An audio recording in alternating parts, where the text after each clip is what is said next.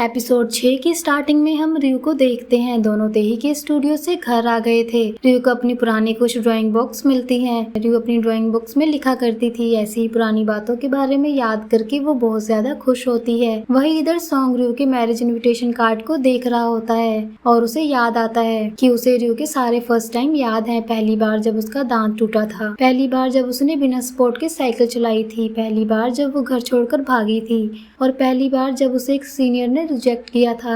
मैं बचपन से उसे जानता हूँ, इसलिए मुझे लगा कि मुझे उसके बारे में सब कुछ पता है। उसके बाद हमें पता चलता है कि रियू के डैड असल में एक शेफ थे और फिर उन्होंने वो काम छोड़ दिया एंड अपनी शॉप खोली। तभी रियू को उसकी मॉम बुलाती है और सोंग के घर खाना पहुँचाने के लिए कहती है। रियू उनके घर खाना ले आती है, फिर सोंग से मिलने उसके रूम में जाती है, जो रूम अभी भी वैसा ही था जैसा बचपन में था। तभी उसको टाइम कैप्सूल की याद आती है और वो उसका लेटर ढूंढने लग जाती है एंड उसे लेटर मिल भी जाता है और वो उसे पढ़ भी लेती है। सोंग शावर लेकर बाहर आता है और रियू के हाथ में उसका लेटर देखता है तो वो जल्दी से वो लेटर छीनने जाता है जिससे वो फट जाता है। रियू उसे सॉरी कहती है, ऐसे उसे बिना बताए पढ़ने के लिए।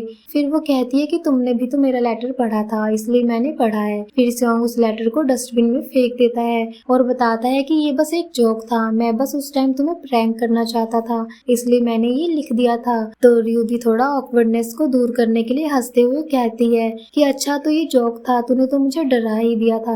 अब सोंग के लिए बहुत ही ऑकवर्ड सिचुएशन हो चुकी थी, इसलिए उसे कहता है कि मुझे चेंज करना है, इसलिए क्या तुम बाहर जा सकती हो। रियू बाहर चली जाती है और सोचती है कि अगर इसे मेरे साथ प्रैंक करना था तो 10 साल बाद के लिए लेटर क्यों लिखेगा। अब रियू डैड की शॉप के पास आती है तो उनसे बात करने चली जाती है, जहां वो उन्हें अपनी ड्रीम के बारे में बताती है कि मैं भी आपकी तरह एक शेफ बनना चाहती हूँ। पर डैड कहते हैं कि तुम्हें ये सब करने की क्या जरूरत है और वैसे भी इतना पढ़ लिख कर तुम्हें कुकिंग क्यों करनी है। अभी वो अपने डैड को काम के बारे में समझा नहीं पाती, इसलिए वो अभी उन्हें कुछ नहीं बताती।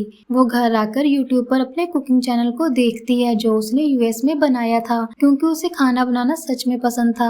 लेकिन उसके चैनल पर ज्यादा सब्सक्राइबर्स नहीं थे, लेकिन वो अपने ड्रीम को लेकर कॉन्फिडेंट थी, इसलिए अगले दिन वो कुकिंग क्लासेस ज्वाइन करती है। जहाँ से आते हुए सोंग के ऑफिस के बाहर सोंग और तेनी मिल जाते हैं। अब तेही तो उससे काफी बात करना चाहती थी, इसलिए वो उसको साथ में चाय पीने के लिए बुलाती है, लेकिन सोंग तो उसे अवॉइड कर रहा था। इसलिए वो तेही से कहता है कि हमें बहुत सारे काम करने हैं इसलिए अंदर आ जाओ। रियू भी कहती है कि उसे अभी कुछ काम है और ऑफिस में तेही सोंग से पूछती है क्या तुम रियू को अवॉइड कर रहे हो। सोंग इस बात को भी इग्नोर करता है। फिर तेही पूछती है कि तुमने मेरे साथ काम करने के लिए हाँ क्यों कहा। सोंग कहता है कि अच्छी अपॉर्चुनिटी थी इसलिए। तेही को उसकी बात पर बिलीव तो नहीं होता। तेही कहती है अभी जिस तरह तुमने मुझे यूज किया मुझे तुम पर थोड़ा डाउट तो हो रहा है, क्योंकि पूरे रास्ते तुम चुपचाप थे, तब तुम्हें कोई काम याद नहीं आया, लेकिन जैसे ही रियू सामने आई तुम्हें काम याद आ गया। अगर ऐसी बात है तो तुम मुझे यूज कर सकते हो। सोंग कहता है सॉरी अगर तुम्हें ऐसा लगा तो। तेही कहती है अच्छा ही होगा, मुझे तुम्हारे साथ डेट पर जाने का मौका मिलेगा अगर तुम ऐसे ही रियू को अवॉइड करते रहे। वैसे रियू क्यूट है पर तुम मुझसे ज्यादा क्यूट हो और मुझे तुम दोनों क्यूटीज के साथ घूमने में अच्छा ही लगेगा। सोंग कहता है तुम्हें मुझे जितना टीज करना है कर सकती हो, पर रियू को कुछ भी मत कहना। तेही कहती है मुझे लगता है कि तुमने रियू को कुछ ज्यादा ही इम्पोर्टेंट बात बता दी है और शायद तुमने कुछ तो नहीं बताया, इसलिए मैं रियू को लंच पर बुलाने का सोच रही थी। सोंग तो पैनिक करने लग जाता है कि तुम उसे क्या बताना चाहती हो। तेही तो उसे और टीज करने लग जाती है कि मैं तुम्हें नहीं बताने वाली। इधर रियू मोयम को अपनी कुकिंग क्लास के बारे में बताती है। ये सुन मोयम तो बहुत खुश हो जाती है। वो उसे सपोर्ट करती है क्योंकि वो तो जानती थी कि रियू को खाना बनाना कितना ज्यादा पसंद था। अब इसी को सेलिब्रेट करने के लिए आज शाम तीनों दोस्त पार्टी करने का सोचते हैं। मोयम सोंग को कॉल करके रियू के बारे में बताती है और इस खुशी में शाम को पार्टी में बुलाती है, पर सोंग काम का बहाना कर देता है। सोंग शाम को घर आ रहा था तो तभी उसे रास्ते में दानो मिल जाता है। सोंग उससे बात करते हुए उसके घर तक पहुंच जाता है। तब उसे पता चलता है कि ये तो मोयम के घर के बगल में रहता है। तभी वो योंदू से भी मिलता है। अभी दोनों की अच्छी खासी दोस्ती हो गई थी, इसलिए दानो उसे कॉफी के लिए इनवाइट करता है जहाँ दोनों बहुत सारी बातें करते हैं। सोंग उसे अपने दोस्त का नाम बताकर अपनी ही कहानी दानो को बताता है कि मेरा एक दोस्त है जो अपनी बचपन की फ्रेंड को लाइक करता है। अब वो पसंद तो उसे हाई स्कूल से करता था, लेकिन अभी तक वो अपनी फीलिंग्स उसे बता ही नहीं पाया क्योंकि हाई स्कूल में उसे डर था उनकी दोस्ती खराब होने का। फिर कॉलेज टाइम पर वो लड़की दूर चली गई। एक दिन पता चला कि उसका बॉयफ्रेंड है और उनकी शादी भी होने वाली है। इसलिए उसे लगा कि वो मूव ऑन कर चुका है, लेकिन शादी नहीं हुई और वो लड़की वापस चली आई। उसे देखकर मेरा दोस्त फिर से कंफ्यूज हो गया, इसलिए वो उसे अवॉइड करने लगा। दानो पूछता है क्या उस लड़की को तुम्हारे दोस्त की फीलिंग्स के बारे में पता है? स्योंग बताता है नहीं, पर मेरे दोस्त को डर है कि उस लड़की को पता चल जाएगा। मेरे दोस्त ने अपनी फीलिंग्स कभी उससे कन्फेस नहीं की। रीजन पूछने पर बताता है कि वो दोनों बचपन से साथ हैं, वो दोनों इतने अच्छे दोस्त हैं, इसलिए वो तभी कंफ्यूज रहता था। उसे डर भी रहता था उनकी दोस्ती खराब होने का, इसलिए वो अपनी फीलिंग्स कभी बता ही नहीं पाया और अब फिर से उसे यही सब फेस करना पड़ रहा है। और तभी हम देखते हैं कि इनकी बातें तो बाउंड्री के पीछे छुपकर मोयम सुन रही थी। वो कहती है कि अच्छा तो इसका ये काम था, पर ये स्योंग अभी भी फट्टू ही रह गया। अभी हमें पता चलता है कि मोयम ने ये लेटर तो जिस दिन उन्होंने टाइम कैप्सूल जमीन में गाड़ा था उसी रात को निकालकर उसने सारे लेटर्स पढ़ लिए थे। मोयम को उस पर पहले से ही डाउट था और वो लेटर पढ़ने के बाद कंफर्म हो गई थी, यानी मोयम तो हाई स्कूल टाइम से उनके बारे में जानती थी। मोयम कहती है कि ये फट्टू अभी तक इतना डरपोक है।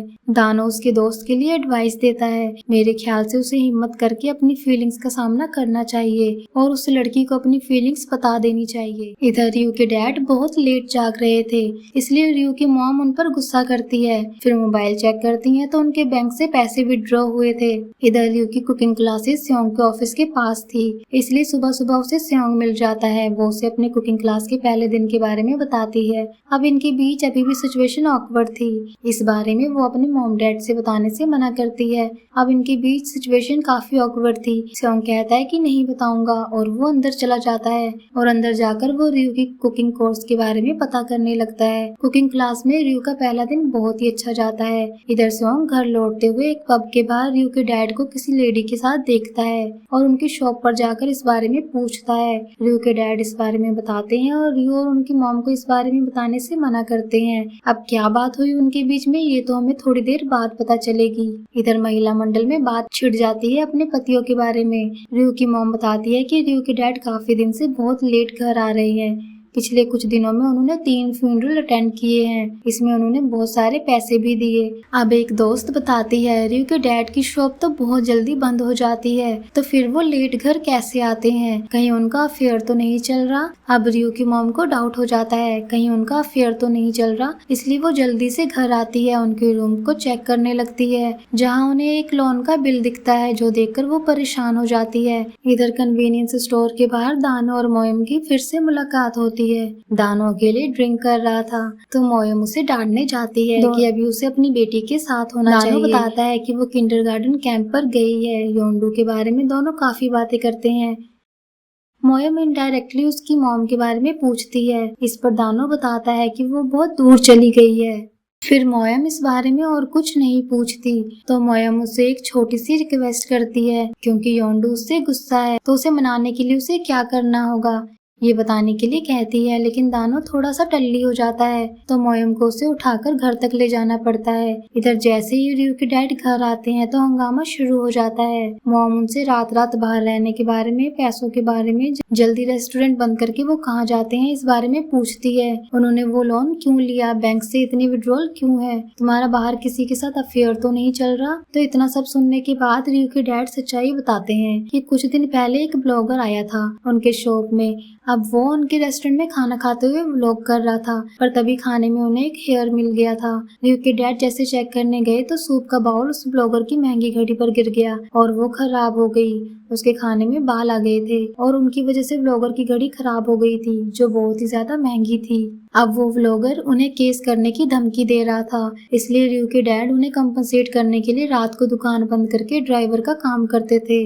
तो वैसे ही स्योंग ने भी उस लेडी को ले जाते हुए देखा था, तब वो उनके ड्राइवर थे जो उन्हें घर तक छोड़ने गए थे। अब इतनी बड़ी प्रॉब्लम हो गई थी, पर इन्होंने घर में कुछ नहीं बताया था, क्योंकि वो घर में किसी को परेशान नहीं करना चाहते थे, क्योंकि गलती उनकी थी, इसलिए वही उसे सॉल्व करना चाहते थे। और व्लॉगर्स जल्दी पैसा देने के लिए इन्हें ब्लैकमेल कर रहे थे, इनकी शॉप बंद कराने की धमकी दे रहे थे, क्योंकि उनके पास वीडियो फुटेज थी, इसलिए उन्होंने वो लोन लिया था। ये सुनने के बाद में मॉम को बुरा लगता है। रियू भी इस बारे में सोचकर परेशान थी। तभी उसे याद आता है कि उनके रेस्टोरेंट के ऑपोजिट में जो शॉप है वहाँ सीसीटीवी लगा हुआ है। रियू पहुँचती है तो उसे पता चलता है कि स्योंग आकर फुटेज ले ले गया है। इधर हम स्योंग को देखते हैं जो उन ब्लॉगर्स के पास रयू के डैड का बेटा बनकर आता है, उन्हें पैसे देकर सेटलमेंट करने के लिए। इससे पहले वो उस डैमेज घड़ी को देखना चाहता था। जैसे ही वो उस घड़ी को देखता है, स्योंग उनका झूठ पकड़ लेता है क्योंकि ये ब्रांडेड कंपनी की नकली घड़ी थी।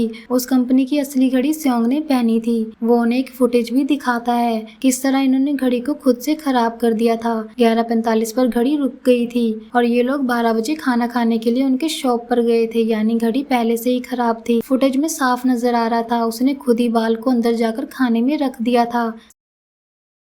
तभी यहाँ दानो भी आ जाता है क्योंकि ये इन दोनों का ही प्लान था, क्योंकि ये लोग इससे पहले कई सारे रेस्टोरेंट्स में फ्रॉड कर चुके थे।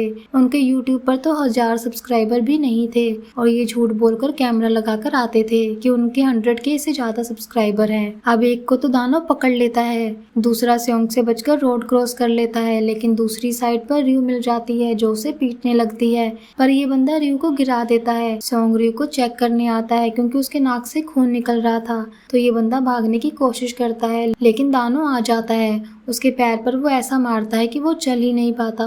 इसके बाद ये उनको पुलिस में पकड़ा देते हैं। रयू स्योंग को थैंक्स बोलती है उनकी हेल्प करने के लिए। वो कहती है मेरे डैड के साथ इतना सब कुछ हो रहा था पर मुझे कुछ पता नहीं था, मेरे से तो तू बहुत अच्छा है। स्योंग कहता है कि मैं हमेशा से ही तेरे से ज्यादा अच्छा था और तेरे डैड कोई अनजान नहीं है, इसलिए थैंक यू बोलना बंद कर। रयू कहती है फिर क्या मैं अनजान हूँ? तू मुझे अवॉइड क्यों कर रहा है और मेरे से इतना डिस्टेंस क्यों मेंटेन कर रहा है? मैं नोटिस कर रही हूँ तू मेरे साथ इतना ऑकवर्ड क्यों फील कर रहा है। मैं नोटिस कर रही हूँ तू मेरे साथ इतना ऑकवर्ड क्यों फील कर रहा है, पहले तो हमारे बीच ऐसा कुछ भी नहीं था। स्योंग कहता है कि हम हमेशा बचपन की तरह तो नहीं रह सकते ना, हम लोग अपने 30s में हैं। मेरी लाइफ अलग है, तेरी लाइफ अलग है, इसलिए बचपना बंद कर, पास्ट में जीना बंद कर। बात बात में मेरी खिड़की पर नॉक करना, मेरे रूम में घुसाना, ये सब बंद करके हमें एक दूसरे की प्राइवेसी को रिस्पेक्ट करना चाहिए।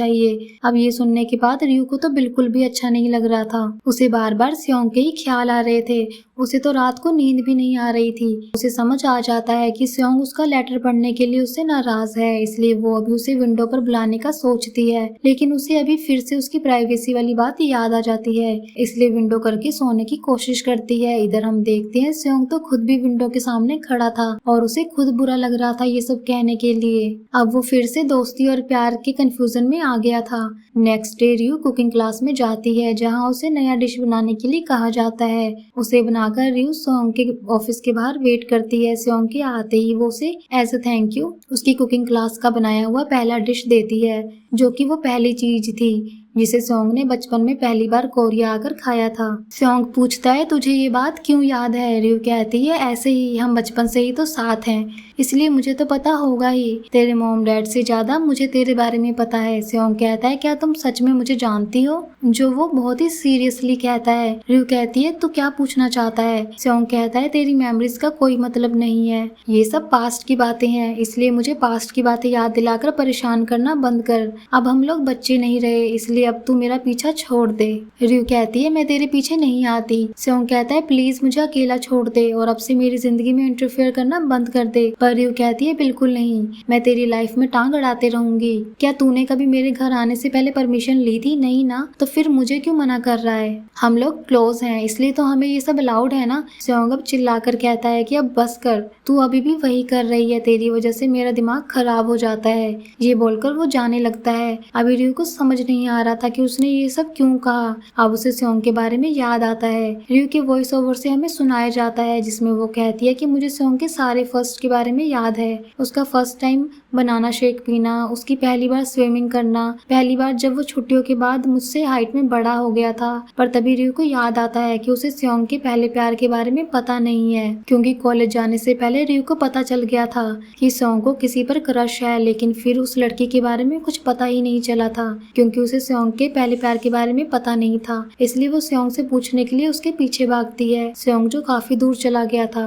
वो वापस आ रहा था, तभी रयू से बात करने के लिए रोकती है, पर स्योंग नहीं रुक रहा था, इसलिए रयू अपनी सैंडल निकालकर उस पर फेंकती है तो स्योंग पीछे मुड़ता है। रयू कहती है तेरे कहने का मतलब क्या था? और इसी के साथ एपिसोड 6 यहीं पर एंड हो जाता है। अब क्या स्योंग बता पाएगा या रयू को पता ही नहीं चलेगा स्योंग के पहले प्यार के बारे में? देखेंगे अगले एपिसोड में। में। तो दोस्तों आगे के एपिसोड काफी इंटरेस्टिंग होने वाले हैं क्योंकि एंट्री होने वाली है रयू के एक्स बॉयफ्रेंड की। तो एक्स बॉयफ्रेंड के आने पर सेओंग क्या क्या करता है ये देखने में बहुत ही मजा आने वाला है। तो दोस्तों मैं आपसे मिलती हूँ नेक्स्ट एपिसोड में, तब तक के लिए टेक केयर, अपना ध्यान रखें। वीडियो पसंद आई हो तो वीडियो को लाइक कर दीजिए और चैनल पर नए हैं तो उसे सब्सक्राइब कर लीजिए।